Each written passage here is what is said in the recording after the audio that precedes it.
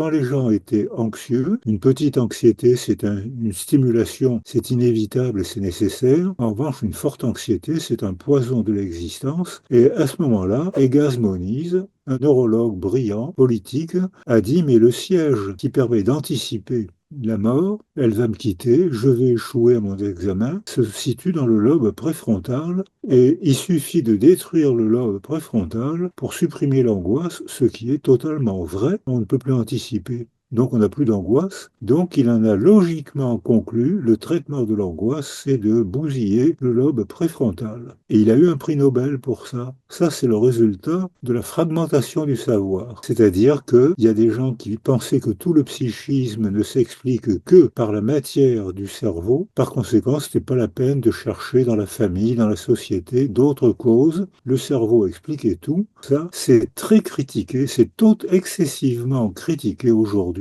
par les grandes instances de la recherche, le CNRS, l'INSERM, l'Agence nationale de la recherche, qui ne donne de bourse que aux équipes transdisciplinaires et qui ne donne aucune bourse, même pour les thèses. Les thèses soutenues sont des thèses transdisciplinaires. Quand on apprend, quand on démarre dans la vie, on a le choix entre la récitation et la réflexion. La récitation, c'est comme ça qu'on a nos diplômes et notre université est en grande difficulté aujourd'hui parce que il n'y a plus de créativité, il n'y a plus de création. Les gens, même les universitaires, récitent. Il y a des universitaires créatifs, mais comme vous l'avez dit, c'est eux qui sont critiqués. Parce que en changeant de paradigme, ils posent trop de questions. Et la pensée